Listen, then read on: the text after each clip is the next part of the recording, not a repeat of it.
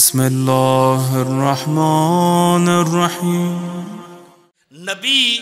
نبی کی موجودگی میں لوگ نبی کے پاس آتے اور آ کے باتیں کرتے، نبی کو ناگوار گزرتے، نبی انہیں پھر بھی برداشت کرتے، اللہ انہیں کہتا ہے پیچھے ہٹ جاؤ۔ کہتا تھا یا نہیں کہتا ہے؟ قرآن موجود ہے نا، ہے یا نہیں ہے؟ تو اب دیکھو نبی کی قول کیا ہے، ہم نے نبی کے قول کو لیا۔ کل بھی میں کہہ رہا تھا کہ عجیب بات ہے، جب یہ مشرک تھے، کافر تھے، گمراہ تھے، نبی کی بات پہ یقین کرتے تھے، کہا یہ صادق ہے۔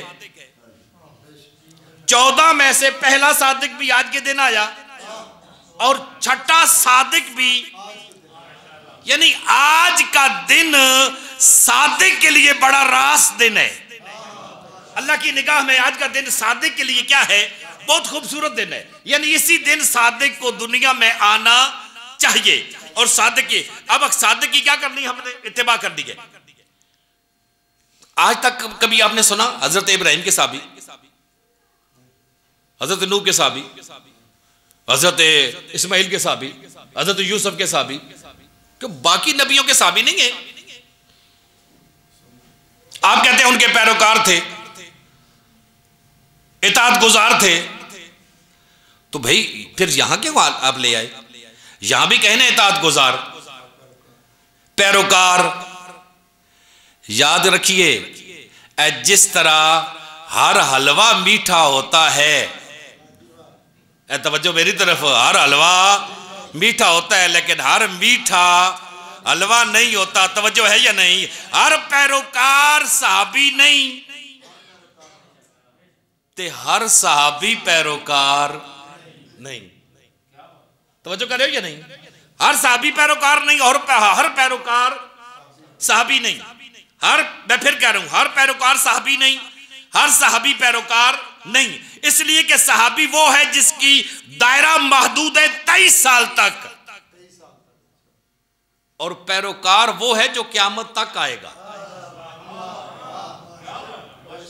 توجہ کر رہے ہو یا نہیں؟ میں بھی پیروکار ہوں، آپ بھی پیروکار ہیں، ہم کتنے پیروکار ہیں؟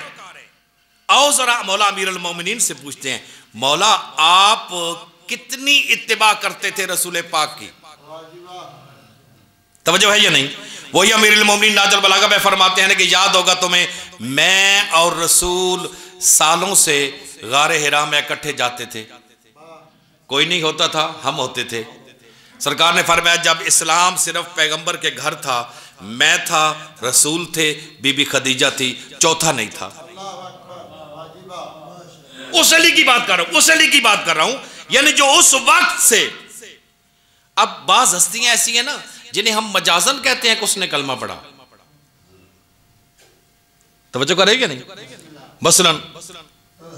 مثلا جب لا الہ الا اللہ نازل ہوا، پورے مکے میں کیا نازل ہوا؟ لا الہ الا اللہ۔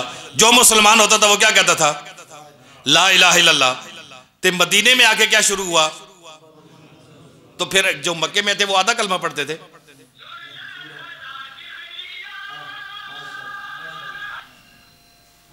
وہ آدھا کلمہ پڑھتے تھے نہیں، پورا کلمہ پڑھتے تھے۔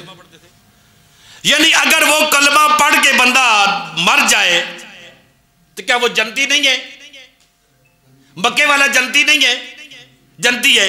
مدینے آئے، کہا کہ میرے حبیب تو نے میری توحید کے لیے بڑی زحمت اور محنت کی، ساتھ لگا محمد اور رسول اللہ۔